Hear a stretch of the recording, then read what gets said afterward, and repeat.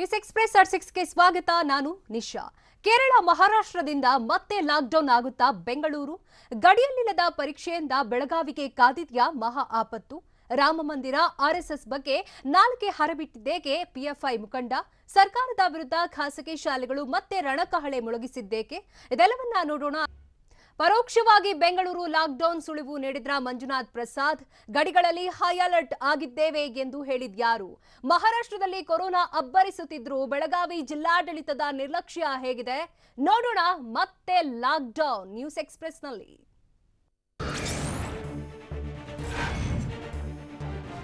ರಾಜ್ಯದಲ್ಲೂ ಮಹಾರಾಷ್ಟ್ರ ಕೇರಳದ ವೈರಸ್ ಆತಂಕ ಹುಟ್ಟಿಸಿದೆ. ಸ್ವಲ್ಪ ಯಾಮಾರಿದ್ರು ಇಡೀ ಕರ್ನಾಟಕ ಮತ್ತೆ ಲಾಕ್ ಆಗೋದು ಫಿಕ್ಸ್ ಆಗಿದೆ. ಕೇರಳ ಮಹಾರಾಷ್ಟ್ರದಿಂದ ತಪಾಸಣೆ ಇಲ್ಲದೆ ಜನ ಬರ್ತಿದ್ದಾರೆ. ಗಡಿನಾಡಿನಿಂದ ಎಗ್ಗು ಸಿಗ್ಗಿಲ್ಲದೆ ಸೋಂಕಿತರು ನುಗ್ತಾ ಇದ್ದಾರೆ. ಹೀಗಾಗಿ ಸೋಂಕಿಗೆ ಲಗಾಮು ಹಾಕದೇ ಇದ್ರೆ ಬೆಂಗಳೂರಿನಲ್ಲಿ ಮತ್ತೆ ಲಾಕ್ಡೌನ್ ಜಾರಿಯಾಗಲಿದೆ. ಬಿಬಿಎಂಪಿ ಆಯುಕ್ತ ಮಂಜುನಾಥ್ ಪ್ರಸಾದ್ ಕೂಡ ಪರೋಕ್ಷವಾಗಿ ಲಾಕ್ಡೌನ್ನ ಸುಳಿವು ಕೊಟ್ಟಿದ್ದಾರೆ.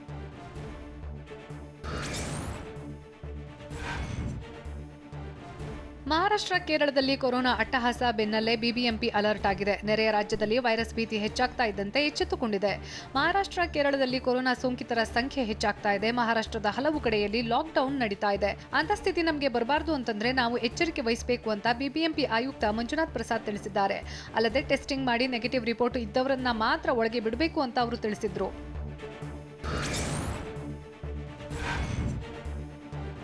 ಕೇರಳದಿಂದ ಬಂದಿರೋ ವಿದ್ಯಾರ್ಥಿಗಳಲ್ಲಿ ಕೊರೋನಾ ಪತ್ತೆಯಾಗಿರೋದ್ರಿಂದ ಕೇರಳದಿಂದ ಬರುವವರಿಗೆ ಕೋವಿಡ್ ಟೆಸ್ಟ್ ಕಡ್ಡಾಯ ಅಂತ ಬಿಬಿಎಂಪಿ ಆಯುಕ್ತ ಎನ್ ಮಂಜುನಾಥ್ ಪ್ರಸಾದ್ ಹೇಳಿದ್ರು. ಕೋವಿಡ್ ನೆಗೆಟಿವ್ ರಿಪೋರ್ಟ್ ಕಡ್ಡಾಯವಾಗಿ ತರಬೇಕು. ನೆಗೆಟಿವ್ ವರದಿ ತರದೇ ಇದ್ರೆ ಯಾರನ್ನೂ ಸೇರಿಸಿಕೊಳ್ಳುವಂತಿಲ್ಲ. ಅಪಾರ್ಟ್ಮೆಂಟ್ ಮೇಲ್ವಿಚಾರಕರು, ಹೋಟೆಲ್ ಮಾಲೀಕರು, ಕಾಲೇಜುಗಳ ಮುಖ್ಯಸ್ಥರು ಈ ಬಗ್ಗೆ ಗಮನ ಹರಿಸಬೇಕು ಅಂತ ಮಂಜುನಾಥ್ ಪ್ರಸಾದ್ ಹೇಳಿದ್ರು.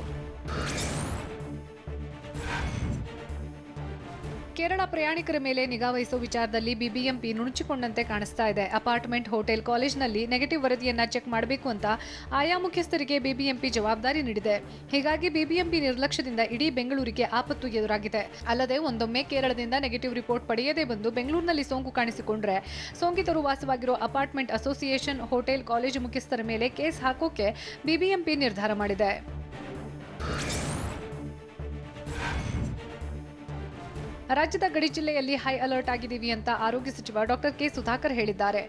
ಚಿಕ್ಕಬಳ್ಳಾಪುರದಲ್ಲಿ ಮಾತನಾಡಿದ ಅವರು, ಕೇರಳ ಹಾಗೂ ಮಹಾರಾಷ್ಟ್ರದಲ್ಲಿ ಕೊರೋನಾ ಸೋಂಕಿತರು ಹೆಚ್ಚಾಗಿದ್ದು ತೀವ್ರ ನಿಗಾ ವಹಿಸಿದ್ದೇವೆ. ನಾಳೆ ಗಡಿ ಜಿಲ್ಲೆಗಳ ಜಿಲ್ಲಾಡಳಿತದ ಜೊತೆ ವಿಡಿಯೋ ಸಂವಾದ ನಡೆಸಿ ಕಾರ್ಯಕ್ರಮದ ಬಗ್ಗೆ ಚರ್ಚಿಸ್ತೀವಿ ಅಂತ ಹೇಳಿದ್ರು.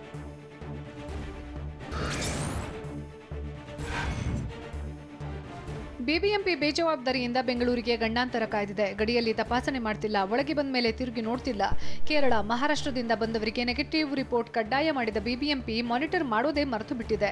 ಹೀಗಾಗಿ ಕೇರಳದಿಂದ ಬರುವವರ ಮೇಲೆ ನಿಗಾ ಇಡುವವರು ಯಾರು ಅನ್ನೋದೇ ದೊಡ್ಡ ಪ್ರಶ್ನೆ. ಸಿಟಿಯೊಳಗೆ ಬಂದ ಮೇಲೆ ನೆಗೆಟಿವ್ ರಿಪೋರ್ಟ್ ಇರಬೇಕು ಅಂತ ಪಾಲಿಕೆ ಹೇಳಿದೆ. ಆದರೆ ಕಾರು, ಬೈಕ್, ಬಸ್ ಮೂಲಕ ಬೆಂಗಳೂರಿಗೆ ಕೇರಳ ಪ್ರಯಾಣಿಕರು ಎಂಟ್ರಿ ಕೊಡ್ತಿದ್ದಾರೆ. ಮಹಾರಾಷ್ಟ್ರದಲ್ಲಿ ಕೊರೋನಾ ಮತ್ತೆ ಅಬ್ಬರಿಸಿ ಬೊಬ್ಬಿರುತ್ತಾ ಇದೆ. ಹೇಗಿದ್ರೂ ಮಹಾರಾಷ್ಟ್ರ ಬೆಳಗಾವಿ ಗಡಿಯಲ್ಲಿ ಯಾವುದೇ ತಪಾಸಣೆ ಇಲ್ಲ. ರಾಜಾರೋಷವಾಗಿ ಮಹಾರಾಷ್ಟ್ರ ವಾಹನಗಳು ರಾಜ್ಯಕ್ಕೆ ಎಂಟ್ರಿ ಕೊಡ್ತಾ ಇವೆ. ಮಹಾರಾಷ್ಟ್ರದಲ್ಲಿ ಸೋಂಕು ಹೆಚ್ಚಾಗ್ತಾ ಇದ್ರು ಬೆಳಗಾವಿ ಜಿಲ್ಲಾಡಳಿತದ ನಿರ್ಲಕ್ಷ್ಯದಿಂದ ಜನರಿಗೆ ಮತ್ತೆ ಕೊರೋನಾ ಭೀತಿ ಶುರುವಾಗಿದೆ. ಅಲ್ಲದೆ ಮಹಾರಾಷ್ಟ್ರ ರಾಜ್ಯದ ಸಾರಿಗೆ ಬಸ್ನಲ್ಲಿ ನಿರ್ಲಕ್ಷ್ಯ ತೋರಿಸಿದ್ದು ಬಸ್ಗಳಲ್ಲಿ ಪ್ರಯಾಣಿಕರು ದೈಹಿಕ ಅಂತರ ಪಾಲಿಸುತ್ತಿಲ್ಲ. ಬೆಳಗಾವಿ, ಮಹಾರಾಷ್ಟ್ರದ ಮಧ್ಯೆ ಪ್ರತಿನಿತ್ಯ 500 ಬಸ್ ಸಂಚರಿಸ್ತಾ ಇದ್ದು ರಾಜ್ಯದಲ್ಲಿ ಮತ್ತೆ ಕೊರೋನಾ ಹೆಚ್ಚಾಗುವ ಆತಂಕ ಎದುರಾಗಿದೆ. ಪತಂಜಲಿ ಸಂಸ್ಥೆಯಿಂದ ಕೊರೋನಾಗೆ ಕೊರೋನಿಲ್ ಔಷಧಿ ಬಿಡುಗಡೆ ಮಾಡಿದೆ. ದೆಹಲಿಯಲ್ಲಿ ಬಾಬಾ ರಾಮದೇವ್ ಕೇಂದ್ರ ಆರೋಗ್ಯ ಇಲಾಖೆ ಸಚಿವ ಡಾಕ್ಟರ್ ಹರ್ಷವರ್ಧನ್, ಕೇಂದ್ರ ಸಚಿವ ನಿತಿನ್ ಗಡ್ಕರಿ ಸಮ್ಮುಖದಲ್ಲಿ ಔಷಧ ಬಿಡುಗಡೆ ಮಾಡಿದ್ರು. ಕಾರ್ಯಕ್ರಮದಲ್ಲಿ ಮಾತನಾಡಿದ ಬಾಬಾ ರಾಮದೇವ್, ಪತಂಜಲಿ ಸಂಶೋಧನಾ ಸಂಸ್ಥೆಯಿಂದ ವೈಜ್ಞಾನಿಕ ಸಂಶೋಧನೆ ಮೂಲಕ ಮೊದಲ ಸಾಕ್ಷ್ಯ ಆಧಾರಿತ ಕೊರೋನಾ ಔಷಧ ಅಭಿವೃದ್ಧಿ ಮಾಡಲಾಗಿದೆ ಅಂತ ಹೇಳಿದ್ರು. ಅಲ್ಲದೆ ಕೊರೋನಿಲ್ ಔಷಧಿನಿಂದ ವಿಶ್ವದ 158 ದೇಶಗಳಿಗೆ ಪ್ರಯೋಜನ ಆಗಲಿದೆ ಅಂತ ತಿಳಿಸಿದ್ರು. ಕೊರೋನಿಲ್ ಔಷಧ ಜನರಿಗೆ ವರವಾಗಲಿದೆ ಅಂತ ಕೇಂದ್ರ ಸಚಿವ ನಿತಿನ್ ಗಡ್ಕರಿ ಹೇಳಿದ್ರು. ಕೊರೋನಾ ವಿರುದ್ಧ ಹೋರಾಟಕ್ಕೆ ಔಷಧ ಅಸ್ತ್ರವಾಗಲಿದೆ. ಆತ್ಮನಿರ್ಭರ್ ಸಂಕೇತವಾಗಿ ಔಷಧ ಅಭಿವೃದ್ಧಿಪಡಿಸಲಾಗಿದೆ. ಈ ಔಷಧದಿಂದ ವಿಶ್ವದ ಹಲವು ದೇಶಗಳಿಗೆ ಅನುಕೂಲ ಅಂತ ಸಚಿವ ನಿತಿನ್ ಗಡ್ಕರಿ ಅಭಿಪ್ರಾಯಪಟ್ಟರು.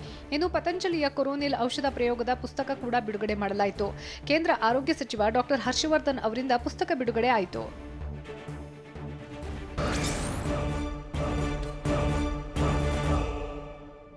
ಪರಿಶಿಷ್ಟ ಪಂಗಡದ ಮೀಸಲಾತಿಗಾಗಿ ಆಗ್ರಹಿಸಿ ಕುರುಬರ ರಣಕಹಳೆ ಹೇಗಿತ್ತು? ಪಂಚಮಸಾಲಿ ಮೀಸಲಾತಿ ವಿಚಾರದಲ್ಲಿ ವಿರೋಧಿಸಿಲ್ಲ ಅಂತ ಶೆಟ್ಟರ್ ಹೇಳಿದ್ದೇಕೆ? ಪರಿಶಿಷ್ಟ ಜಾತಿಗೆ ಮೀಸಲಾತಿ ಹೆಚ್ಚಿಸಲು ಸರ್ಕಾರಕ್ಕೆ ಡೆಡ್ಲೈನ್ ಕೊಟ್ಟಿದ್ಯಾರು? ಇದೆಲ್ಲವನ್ನ ನೋಡೋಣ ಮೀಸಲಾತಿ ವಾರ್ ನ್ಯೂಸ್ ಎಕ್ಸ್‌ಪ್ರೆಸ್‌ನಲ್ಲಿ. ಪರಿಶಿಷ್ಟ ಪಂಗಡದ ಮೀಸಲಾತಿ ನೀಡಬೇಕು ಅಂತ ಆಗ್ರಹಿಸಿ ಬೆಂಗಳೂರಿನಲ್ಲಿ ಕುರುಬ ಸಮುದಾಯದ ಸದಸ್ಯರು ಬೃಹತ್ ಪ್ರತಿಭಟನೆ ನಡೆಸಿದ್ರು.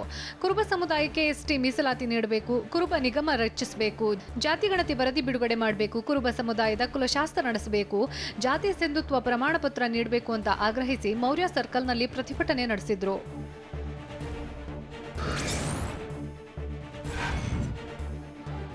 ಎಸ್ಟಿ ಮೀಸಲಾತಿ, ಕುರುಬ ಅಭಿವೃದ್ಧಿ ಪ್ರಾಧಿಕಾರ ಸೇರಿದಂತೆ 5 ವಿವಿಧ ಬೇಡಿಕೆಗಳನ್ನು ಈಡೇರಿಕೆಗೆ ಆಗ್ರಹಿಸಿ ಬೆಂಗಳೂರಿನ ಮೌರ್ಯ ಸರ್ಕಲ್ನಲ್ಲಿ ಕುರುಬರು ಬೃಹತ್ ಪ್ರತಿಭಟನೆ ನಡೆಸಿದ್ದಾರೆ. ಇದೇ ವೇಳೆ ಮಾತನಾಡಿದ ಕುರುಬ ಎಸ್ಟಿ ಹೋರಾಟ ಸಮಿತಿಯ ಕಾರ್ಯದರ್ಶಿ ರಾಜೇಂದ್ರ ಸಣ್ಣಕ್ಕಿ, ನಮ್ಮ ಸಮುದಾಯಕ್ಕೆ ಮೀಸಲಾತಿ ಸಿಗದೇ ಇದ್ರೆ ಬೆಂಕಿ ಹಚ್ತೀವಿ ಅಂತ ವಿವಾದಿತ ಹೇಳಿಕೆ ಕೊಟ್ಟಿದ್ದಾರೆ.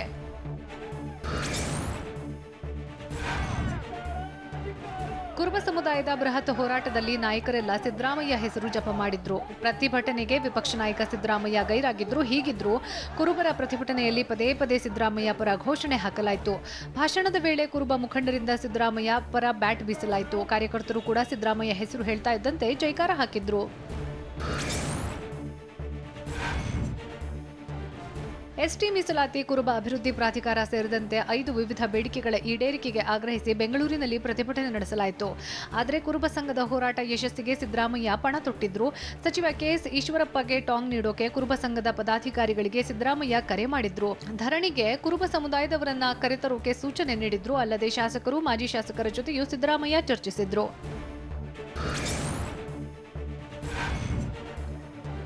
ಕಳೆದ 36 ದಿನಗಳಿಂದ ಪಂಚಮಸಾಲಿಗಳ ಹೋರಾಟ ನಡೀತಾ ಇದೆ. ಪಂಚಮಸಾಲಿ ಜಗದ್ಗುರು ಪೀಠದ ವಚನಾನಂದ ಸ್ವಾಮೀಜಿ ಕೂಡ ಸಾಥ್ ನೀಡಿದ್ದಾರೆ. ಹರಿಹರದಿಂದ ಪಾದಯಾತ್ರೆಗೆ ಬೆಂಬಲ ನೀಡಿದ್ದು, ಸದ್ಯ ನೆಲಮಂಗಲದ ದಾಬಸ್ಪೇಟೆಗೆ ಪಾದಯಾತ್ರೆ ಬಂದು ತಲುಪಿದೆ. ಫೆಬ್ರವರಿ 21ಕ್ಕೆ ಬೆಂಗಳೂರಿನ ಬೃಹತ್ ಸಮಾವೇಶಕ್ಕೆ ನಿರ್ಧಾರ ಮಾಡಲಾಗಿದ್ದು, ಭಾನುವಾರ ಪ್ಯಾಲೇಸ್ ಗ್ರೌಂಡ್ಸ್ನಲ್ಲಿ ಮೀಸಲಾತಿಗಾಗಿ ಫೈನಲ್ ಹೋರಾಟ ನಡೆಸಲಿದ್ದಾರೆ. ಪಂಚಮಸಾಲಿ ಸಮುದಾಯವನ್ನ ಪ್ರವರ್ಗ 2ಎಗೆ ಸೇರಿಸೋಕೆ ಬೇಡಿಕೆ ಇಟ್ಟಿದ್ದು, ಈಗ ಇರುವ 3B ಕೆಟಗರಿ ಬದಲಿಸೋಕೆ ಆಗ್ರಹಿಸಿದ್ದಾರೆ.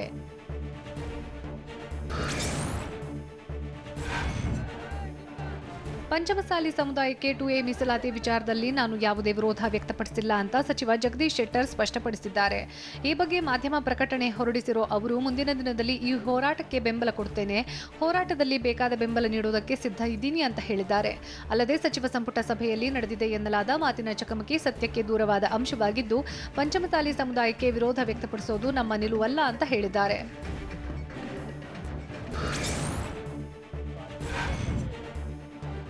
ಪರಿಶಿಷ್ಟ ಜಾತಿಗೂ ಮೀಸಲಾತಿಯನ್ನ ಹೆಚ್ಚಳ ಮಾಡಬೇಕು ಅಂತ ಆಗ್ರಹ ಕೇಳಿಬಂದಿದೆ. ಹುಬ್ಬಳ್ಳಿಯಲ್ಲಿ ಕರ್ನಾಟಕ ರಾಜ್ಯ ಪರಿಶಿಷ್ಟ ಜಾತಿ ಮೀಸಲಾತಿ ಹೋರಾಟ ಸಮಿತಿ ಸರ್ಕಾರಕ್ಕೆ ಡೆಡ್ಲೈನ್ ನೀಡಿದೆ. ಮೀಸಲಾತಿ ಹೆಚ್ಚಿಸುವುದಕ್ಕೆ ರಾಜ್ಯ ಸರ್ಕಾರಕ್ಕೆ 1 ತಿಂಗಳ ಕಾಲಾವಕಾಶ ನೀಡಲಾಗಿದೆ. ನಮಗೆ ಈಗ 15% ಮೀಸಲಾತಿ ಮಾತ್ರ ಇದೆ, ಇದನ್ನ 35ಕ್ಕೆ ಏರಿಕೆ ಮಾಡಬೇಕು ಅಂತ ಆಗ್ರಹಿಸಲಾಯಿತು. ಮೀಸಲಾತಿ ಹೆಚ್ಚಿಸದೇ ಇದ್ರೆ ಹುಬ್ಬಳ್ಳಿಯಿಂದ ಹೋರಾಟ ಆರಂಭವಾಗುತ್ತೆ ಅಂತ ಎಚ್ಚರಿಸಿದ್ರು.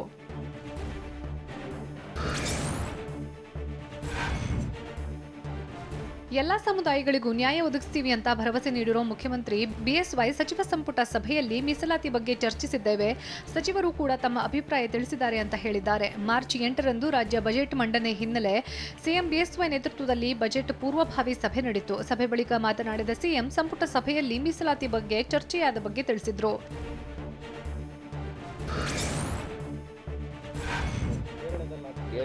ವಿವಿಧ ಸಮುದಾಯಗಳ ಮೀಸಲಾತಿ ಬಗ್ಗೆ ಕಾನೂನು ಪ್ರಕಾರ ಕ್ರಮ ಕೈಗೊಳ್ಳಲಾಗುತ್ತೆ ಅಂತ ಆರೋಗ್ಯ ಸಚಿವ ಸುಧಾಕರ್ ಹೇಳಿದ್ರು.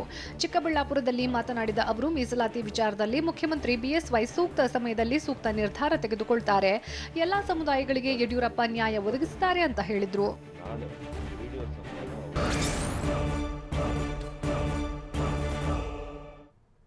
ರಾಜ್ಯ ಸರ್ಕಾರದ ವಿರುದ್ಧ ಮತ್ತೆ ಖಾಸಗಿ ಶಾಲೆಗಳು ಹೋರಾಟಕ್ಕೆ ಕರೆ ನೀಡಿದ್ದೇಕೆ? ಫೆಬ್ರವರಿ 23ರಂದು ನಡೆಯೋ ಬೃಹತ್ ಜಾಥಾದಲ್ಲಿ ಎಷ್ಟು ಜನರು ಪಾಲ್ಗೊಳ್ಳಲಿದ್ದಾರೆ? TV9 ಹೆಸರಲ್ಲಿ ವಂಚಿಸುತ್ತಿದ್ದ ಆರೋಪಿಗಳು ಖಾಕಿ ಬಲೆಗೆ ಬಿದ್ದಿದ್ದೇಗೆ? ನೋಡೋಣ ಬೆಂಗಳೂರು ನ್ಯೂಸ್ ಎಕ್ಸ್‌ಪ್ರೆಸ್‌ನಲ್ಲಿ.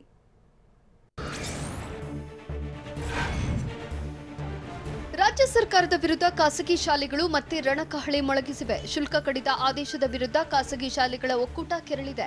ಹೀಗಾಗಿ ಫೆಬ್ರವರಿ 23ಕ್ಕೆ ಮತ್ತೆ ಆನ್ಲೈನ್ ಕ್ಲಾಸ್ ಬಂದ್ ಆಗಲಿದೆ. ಶುಲ್ಕ ಕಡಿತದ ಆದೇಶ ಪುನರ್ ಪರಿಶೀಲಿಸುವಂತೆ ಒತ್ತಾಯಿಸಿ ಖಾಸಗಿ ಶಾಲೆಗಳ ಒಕ್ಕೂಟ ಮತ್ತೆ ಬೀದಿಗಿಳಿಯಲಿದೆ. 11 ಖಾಸಗಿ ಶಾಲಾ ಒಕ್ಕೂಟಗಳಿಂದ ಪ್ರತಿಭಟನೆಗೆ ಬೆಂಬಲ ಸಿಕ್ಕಿದ್ದು 20,000ಕ್ಕೂ ಹೆಚ್ಚು ಜನರು ರ್ಯಾಲಿಯಲ್ಲಿ ಪಾಲ್ಗೊಳ್ಳಲಿದ್ದಾರೆ.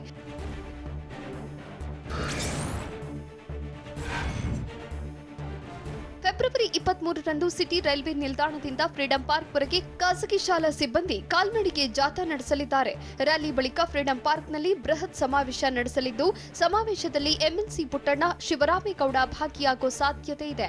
ಶಿಕ್ಷಣ ಸಚಿವ ಸುರೇಶ್ ಕುಮಾರ್ ಸಭೆಗೆ ಮಾತುಕತೆಗೆ ಆಹ್ವಾನಿಸಿಲ್ಲ. ಹೀಗಾಗಿ ಫೆಬ್ರವರಿ 23ರಂದು ಬೃಹತ್ ಪ್ರತಿಭಟನೆಗೆ ನಿರ್ಧಾರ ಮಾಡಿರುವುದಾಗಿ ಟಿವಿ9ಗೆ ಕ್ಯಾಂಪ್ಸ್ ಸಂಘಟನೆ ಪ್ರಧಾನ ಕಾರ್ಯದರ್ಶಿ ಹೇಳಿದ್ದಾರೆ.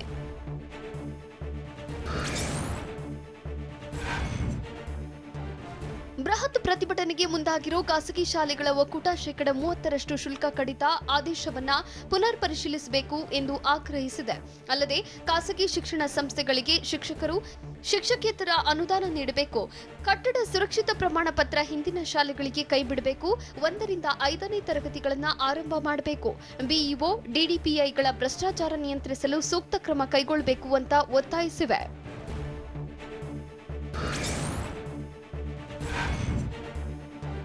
ಪರಪ್ಪನ ಅಗ್ರಹಾರದ ಪರಮ ಭ್ರಷ್ಟರಿಗೆ ಕೊನೆಗೂ ಶಿಕ್ಷೆ ಸಿಕ್ಕಿದೆ. ಭ್ರಷ್ಟಾಚಾರ ಕುರಿತ ಟಿವಿ9 ತನಿಖಾ ವರದಿ ಬಿಗ್ ಇಂಪ್ಯಾಕ್ಟ್ ಸಿಕ್ಕಿತ್ತು. ಟಿವಿ9 ನಿರಂತರ ವರದಿ ಬಳಿಕ ಕೊನೆಗೂ ರಾಜ್ಯ ಸರ್ಕಾರ ಎಚ್ಚೆತ್ತುಕೊಂಡಿದೆ. ಅಧಿಕಾರಿಗಳ ಪರಮ ಭ್ರಷ್ಟಾಚಾರಕ್ಕೆ ಸಸ್ಪೆಂಡ್ ಶಿಕ್ಷೆಯಾಗಿದ್ದು, ಕಾರಾಗೃಹದ ಒಳಗಿನ ಕಳ್ಳ ಅಧಿಕಾರಿಗಳು ಕೊನೆಗೂ ಸಸ್ಪೆಂಡ್ ಆಗಿದ್ದಾರೆ.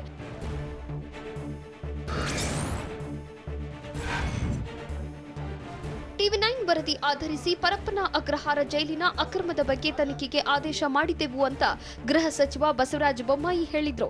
ಅಕ್ರಮದ ಬಗ್ಗೆ ಡಿಜಿಪಿಯವರ ಬಗ್ಗೆ ಖುದ್ದಾಗಿ ತನಿಖೆ ಮಾಡಿದ್ದಾರೆ. 3-4 ದಿನ ತನಿಖೆ ಮಾಡಿ ಬೆಂಗಳೂರಲ್ಲಿ 4 ಅಧಿಕಾರಿಗಳನ್ನ ಸಸ್ಪೆಂಡ್ ಮಾಡಲಾಗಿದೆ ಎಂದು ತಿಳಿಸಿದ್ರು.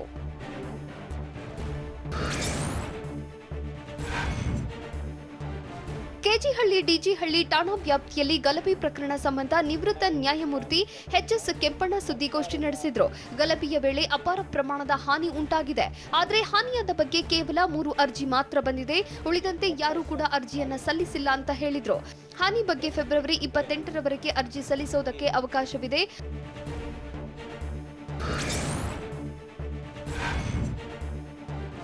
ಬಿಎಸ್ವೈ ಪುತ್ರ ವಿಜಯೇಂದ್ರ ವಿರುದ್ಧ ಶಾಸಕ ಯತ್ನಾಳ್ ಮತ್ತೆ ವಾಗ್ದಾಳಿ ನಡೆಸಿದ್ದಾರೆ. ವಿಜಯೇಂದ್ರ ಸೂಪರ್ ಸಿಎಂ ಎಂದು ನಾನು ಹೇಳುತ್ತಿದ್ದೆ, ಈಗ ಅವರ ಸಂಬಂಧಿಯೇ ಈ ಮಾತುಗಳನ್ನು ಹೇಳಿದ್ದಾರೆ ಅಂತ ಯತ್ನಾಳ್ ಹೇಳಿದ್ದಾರೆ. ಮರಿಸ್ವಾಮಿಯವರೇ ವಿಜಯೇಂದ್ರ ಮುಂದೆ ಹೇಳಿದ್ದು, ನಾನು ಹೇಳಿದ್ದು ಸತ್ಯವೆಂದು ರಾಜ್ಯದ ಜನತೆಗೆ ತಿಳಿದಿದೆ ಅಂತ ಫೇಸ್ಬುಕ್ನಲ್ಲಿ ಯತ್ನಾಳ್ ಬರೆದಿದ್ದಾರೆ.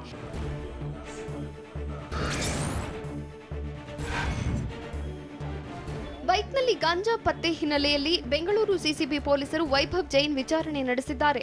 ಡ್ರಗ್ಸ್ ಕೇಸ್ನಲ್ಲಿ ಬಂಧಿತನಾಗಿ ಬಿಡುಗಡೆಯಾಗಿದ್ದ ವೈಭವ್ ಜೈನ್ಗೆ ಮತ್ತೆ ಬುಲಾವ್ ನೀಡಲಾಗಿದ್ದು, ವಿಚಾರಣೆ ವೇಳೆ ಬೈಕ್ನಲ್ಲಿ ಪತ್ತೆಯಾದ ಗಾಂಜಾಗೂ ನನಗೆ ಸಂಬಂಧ ಇಲ್ಲ ಅಂತ ವೈಭವ್ ಜೈನ್ ಹೇಳಿದ್ದಾನೆ.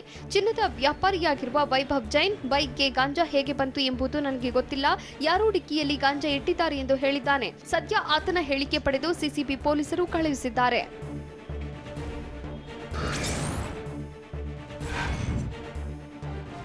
ಬೆಂಗಳೂರು ಪೊಲೀಸರು ಖತರ್ನಾಕ್ ವಂಚಕರನ್ನ ಸೆರೆ ಹಿಡಿದಿದ್ದಾರೆ. ವಿಶ್ವ ಹಿಂದೂ ಪರಿಷತ್ನ ಬಸವರಾಜ್ ದೂರಿನ ಅನ್ವಯ ಡೆಹ್ರಾಡೂನ್ನಲ್ಲಿ ಆರೋಪಿಗಳನ್ನು ಬಂಧಿಸಿ ಕರೆತರಲಾಗಿದೆ. ಮೋಸ ಮಾಡಲು ಟಿವಿ9 ಹೆಸರು ಹೇಳುತ್ತಿದ್ದ ಖದೀಮರು ಬಸವರಾಜ್ಗೆ ಧಮಕಿ ಹಾಕಿದ್ದಾರಂತೆ. ಈ ಬಗ್ಗೆ ವಿಶ್ವ ಹಿಂದೂ ಪರಿಷತ್ ಬಸವರಾಜ್ ದೂರಲ್ಲಿ ಉಲ್ಲೇಖಿಸಿದ್ದು, ಸರ್ಕಾರದ ಮಟ್ಟದಲ್ಲಿ ಕೆಲಸ ಮಾಡಿಸಿಕೊಡುವುದಾಗಿ, ಹೈ ಪ್ರೊಫೈಲ್ ಜನರಿಗೆ ಆಮಿಷ ಒಡ್ಡಿದ್ದಾಗಿ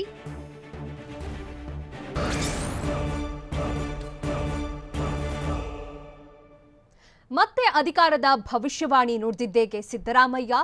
ಗ್ರಾಮ ಪಂಚಾಯತ್ ಎಲೆಕ್ಷನ್ ವಿಚಾರವಾಗಿ ಮಾರಾಮಾರಿ ನಡೆದಿದ್ದಲ್ಲಿ ಧಾರಾಕಾರ ಮಳೆಗೆ ಚಿತ್ರದುರ್ಗ, ಚಿಕ್ಕಮಗಳೂರಿನಲ್ಲಿ ಸಂಭವಿಸಿದ ಹಾನಿಗಳೇನು ನೋಡೋಣ ಕರ್ನಾಟಕ ನ್ಯೂಸ್ ಎಕ್ಸ್‌ಪ್ರೆಸ್‌ನಲ್ಲಿ.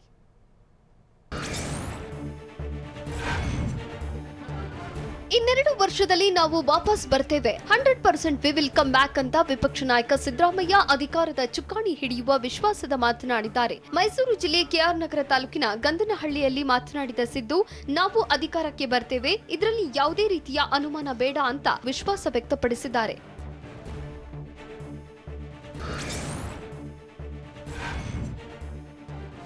ಮೀಸಲಾತಿಗಾಗಿ ವಿವಿಧ ಸಮುದಾಯಗಳು ಹೋರಾಟ ನಡೆಸುತ್ತಿವೆ. ರಾಜ್ಯ ಸರ್ಕಾರ ಈ ಬಗ್ಗೆ ಸೂಕ್ತ ಕ್ರಮ ಕೈಗೊಳ್ಳುತ್ತೆ ಅಂತ ಮಂಡ್ಯದಲ್ಲಿ ಡಿಸಿಎಂ ಡಾಕ್ಟರ್ ಅಶ್ವಥ್ ನಾರಾಯಣ್ ಹೇಳಿದ್ದಾರೆ. ಪ್ರಜಾಪ್ರಭುತ್ವದಲ್ಲಿ ಅವರವರ ಭಾವನೆ ವ್ಯಕ್ತಪಡಿಸಿದ್ದಾರೆ. ಮೀಸಲಾತಿ ವಿಚಾರದಲ್ಲಿ ಯಾರ ಕೈವಾಡವೂ ಇಲ್ಲ. ಇದರ ಬಗ್ಗೆ ಹೆಚ್ಚಾಗಿ ಮಾತನಾಡುವುದು ಸೂಕ್ತವಲ್ಲ ಅಂತಾನೂ ಅಶ್ವಥ್ ನಾರಾಯಣ್ ತಿಳಿಸಿದ್ದಾರೆ.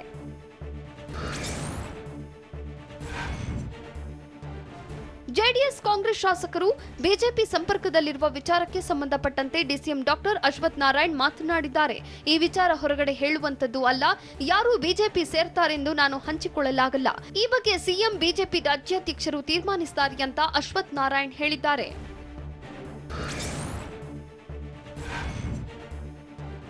ರಾಯಚೂರಿನಲ್ಲಿ ನಡೆದ ಇಲಾಖಾ ಪ್ರಗತಿ ಪರಿಶೀಲನಾ ಸಭೆಯಲ್ಲಿ ಸ್ವಾರಸ್ಯಕರ ಪ್ರಸಂಗವೊಂದು ನಡೆಯಿತು. ಸಚಿವ ಕೆಎಸ್ ಈಶ್ವರಪ್ಪ ಸಭೆಯಲ್ಲಿ ಹಾಜರಿದ್ದ ನಾಡಗೌಡರಿಗೆ ಏನಾದರೂ ತಪ್ಪುಗಳಿದ್ರೆ ಮಾತ್ರ ಕುಮಾರಸ್ವಾಮಿಗೆ ಹೇಳ್ತೀರಿ, ನಮ್ಮ ಅಭಿವೃದ್ಧಿ ಕೆಲಸಗಳನ್ನು ಎಚ್ಡಿಕೆಗೆ ಹೇಳಿ ಅಂತ ತಿಳಿಸಿದ್ರು. ಆಗ ಕೈ ಶಾಸಕ ಬಸವನಗೌಡ ದದ್ದಲ್ ಸಚಿವ ಈಶ್ವರಪ್ಪಗೆ ಹಾಗಾದ್ರೆ ನಾಡಗೌಡ ನೀವು ಒಂದಾಗಿದ್ದೀರಾ ಅಂತ ಪ್ರಶ್ನಿಸಿದ್ರು. ಈಗ ಈಶ್ವರಪ್ಪ ನಾವಿಬ್ರು ಒಂದಾದ್ರೆ ನಿಮ್ಗೆ ಹೊಟ್ಟೆ ಉರಿನಾ ಅಂತ ಮರುಪ್ರಶ್ನೆ ಹಾಕಿ ಸಭೆಯಲ್ಲಿ ನಗುವಿಗೆ ಕಾರಣರಾದ್ರು.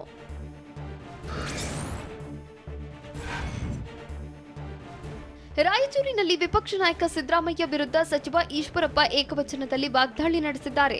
ವಿವಾದಿತ ಮಂದಿರಕ್ಕೆ ದೇಣಿಗೆ ಕೊಡಲ್ಲ ಅಂತ ಹೇಳ್ತಾರೆ. ಹಾಗಿದ್ದಾಗ ಇದರ ಬಗ್ಗೆ ಲೆಕ್ಕ ಕೇಳಲು ಇವ್ಯಾರು ಅಂತ ಈಶ್ವರಪ್ಪ ಪ್ರಶ್ನಿಸಿದ್ದಾರೆ. ಕೂಲಿ ಮಾಡುವ ವ್ಯಕ್ತಿ 10 ರೂಪಾಯಿ ದೇಣಿಗೆ ನೀಡಿದ್ದಾರೆ. ಅವರು ಬೇಕಿದ್ರೆ ಲೆಕ್ಕ ಕೇಳಲಿ. ಇವರ್ಯಾರು ಪ್ರಶ್ನೆ ಮಾಡೋಕೆ ರಾಮನ ಬಗ್ಗೆ ಹಗುರವಾಗಿ ಮಾತನಾಡುವುದನ್ನ ಬಿಡ್ಲಿ ಅಂತ ಸಿದ್ದು ಈಶ್ವರಪ್ಪ ಕಿಡಿಕಾರಿದ್ದಾರೆ. ಮೈಸೂರು ಜಿಲ್ಲೆ ಕೆಆರ್ ನಗರ ತಾಲೂಕಿನ ಗಂಧನಹಳ್ಳಿಯಲ್ಲಿ ವಿಪಕ್ಷ ನಾಯಕ ಸಿದ್ದರಾಮಯ್ಯ ದೇಗುಲವೊಂದನ್ನು ಉದ್ಘಾಟಿಸಿದ್ದಾರೆ. ಗ್ರಾಮಕ್ಕೆ ಎಂಟ್ರಿ ಕೊಟ್ಟ ಸಿದ್ದು ಗ್ರಾಮಸ್ಥರ ಸಮ್ಮುಖದಲ್ಲಿ ಬೀರಲಿಂಗೇಶ್ವರ ದೇವಾಲಯ ಲೋಕಾರ್ಪಣೆಗೊಳಿಸಿದ್ದಾರೆ. ಈ ವೇಳೆ ಬೀರಲಿಂಗೇಶ್ವರನಿಗೆ ಕೈಮುಗಿದು ಸಿದ್ದು ಭಕ್ತಿ ಸಮರ್ಪಿಸಿದ್ರು.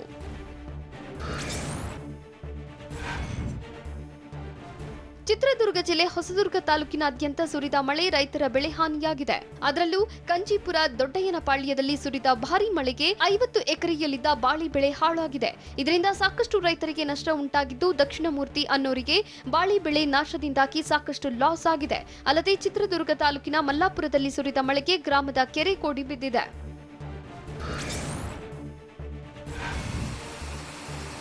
ಚಿಕ್ಕಮಗಳೂರು ಜಿಲ್ಲೆಯ ವಿವಿಧ ಕಡೆ ಅಕಾಲಿಕ ಮಳೆ ಭರ್ಜರಿಯಾಗಿ ಸುರಿದಿದೆ. ಭಾರೀ ವರ್ಷಧಾರಿಗೆ ಹಲವು ಕಡೆ ಒಣಗಲು ಹಾಕಿದ್ದ ಕಾಫಿ ಬೀಜ ನೆನೆದು ಹಾನಿಯಾಗಿದೆ.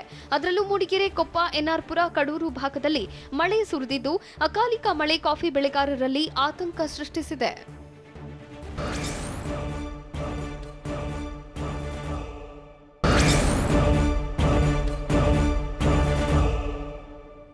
ಆರ್ಎಸ್ಎಸ್ ರಾಮ ಮಂದಿರ ಬಗ್ಗೆ ಪಿಎಫ್ಐ ಮುಖಂಡ ವಿವಾದ ಸೃಷ್ಟಿಸಿದ್ದೇಗೆ? ಹೊನ್ನಾವರದ ಸಮೀಪ ನೋಡ್ತಿದ್ದಂತೆ ಬೋಟ್ ಮುಳುಗಿದ್ದೇಕೆ? ಕನ್ನಡತಿ ದಿಶಾ ರವಿಗೆ ಮತ್ತಷ್ಟು ಸಂಕಷ್ಟ ಎದುರಾಗಿದ್ದೇಗೆ? ಇವೆಲ್ಲವನ್ನ ನೋಡೋಣ ಸಮಗ್ರ ನ್ಯೂಸ್ ಎಕ್ಸ್‌ಪ್ರೆಸ್‌ನಲ್ಲಿ. ಉತ್ತರ ಕನ್ನಡದ ಹೊನ್ನಾವರದ ಸಮುದ್ರದಲ್ಲಿ ಭಾರಿ ದುರಂತವೊಂದು ತಪ್ಪಿದೆ. ಹೊನ್ನಾವರದಿಂದ 40 ನಾಟಿಕಲ್ ಮೈಲು ದೂರದಲ್ಲಿ ನೋಡ್ತಿದ್ದಂತೆ ಸಮುದ್ರದಲ್ಲಿ ಬೋಟ್ ಮುಳುಗಿದೆ. ಆಳ ಸಮುದ್ರದಲ್ಲಿ ಗಾಳಿ ವೇಗ ಹೆಚ್ಚಾಗಿದ್ದರಿಂದ ಮುಳುಗಡೆಯಾಗಿದ್ದು, ಮತ್ತೊಂದು ಬೋಟ್ನಲ್ಲಿದ್ದ ಮೀನುಗಾರರು 15 ಮೀನುಗಾರರನ್ನ ರಕ್ಷಿಸಿದ್ದಾರೆ. ಕುಮಟಾ ತಾಲೂಕಿನ ಮಿರ್ಜಾನ್ ಗ್ರಾಮದ ದುರ್ಗಾ ಭೈರವಿ ಬೋಟ್ ಮುಳುಗಡೆಯಾಗಿದೆ.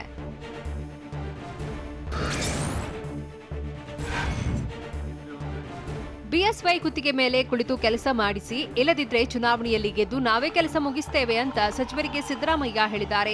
ಮೈಸೂರಿನಲ್ಲಿ ಮಾತಾಡಿದ ಅವರು, ರಾಯಣ್ಣ ಹುಟ್ಟಿದ ಸ್ಥಳ, ಕೊನೆಯುಸಿರೆಳೆದ ಸ್ಥಳ ಅಭಿವೃದ್ಧಿಗೆ ಮುಂದಾಗಿದ್ದೆ. ಆದ್ರೀಗ ಹಣ ಕೊಟ್ಟಿದ್ದಾರಾ ಎಂದು ಎಚ್ಎಂ ರೇವಣ್ಣರನ್ನ ಪ್ರಶ್ನಿಸಿದ್ರು. ನಂತರ ಆರ್ ಶಂಕರ್ಗೆ ಕೆಲಸ ಮುಗಿಸಯ್ಯ, ಮಂತ್ರಿ ಇದ್ದೀಯಾ ಎಂದು ಹೇಳಿ 3 ಜನ ಕುರುಬ ಮಂತ್ರಿಗಳಿದ್ದೀರಾ ಅಂತ ಅಂದ್ರು. ಈ ವೇಳೆ 3 ಅಲ್ಲ 4 ಜನ ಸರ್ ಎಂದು ವೇದಿಕೆಯಲ್ಲಿದ್ದವರು ಹೇಳಿದ್ರು. ಆಗ ಹೌದು, ಆ ಈಶ್ವರಪ್ಪ ಒಬ್ಬ ಇದ್ದಾನೆ ಅಲ್ವಾ ಅಂತ ಪ್ರಶ್ನಿಸಿದ್ರು.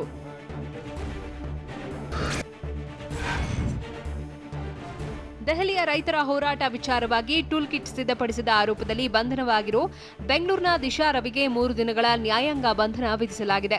ಪೊಲೀಸ್ ಕಸ್ಟಡಿ ಅಂತ್ಯವಾದ ಹಿನ್ನೆಲೆ ದೆಹಲಿಯ ಪಟಿಯಾಲಾ ಹೌಸ್ ಕೋರ್ಟ್ಗೆ ದಿಶಾ ರವಿಯನ್ನ ಹಾಜರುಪಡಿಸಲಾಗಿತ್ತು. ಈ ವೇಳೆ 3 ದಿನಗಳ ಕಾಲ ನ್ಯಾಯಾಂಗ ಬಂಧನ ವಿಧಿಸಿ ಕೋರ್ಟ್ ಆದೇಶಿಸಿದೆ.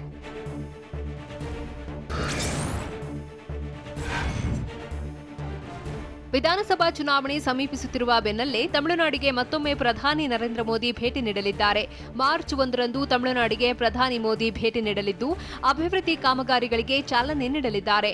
ಫೆಬ್ರವರಿ 14ರಂದು ತಮಿಳುನಾಡಿಗೆ ಭೇಟಿ ನೀಡಿದ್ದ ಪ್ರಧಾನಿ ಮೋದಿ ಮೆಟ್ರೋ ರೈಲಿಗೆ ಚಾಲನೆ ನೀಡಿ ಹಲವು ಅಭಿವೃದ್ಧಿ ಕಾಮಗಾರಿಗೆ ಚಾಲನೆ ನೀಡಿದರು. ಇದೀಗ ಮತ್ತೊಮ್ಮೆ ತಮಿಳುನಾಡಿಗೆ ಭೇಟಿ ನೀಡುತ್ತಿದ್ದು ಕುತೂಹಲ ಮೂಡಿಸಿದೆ.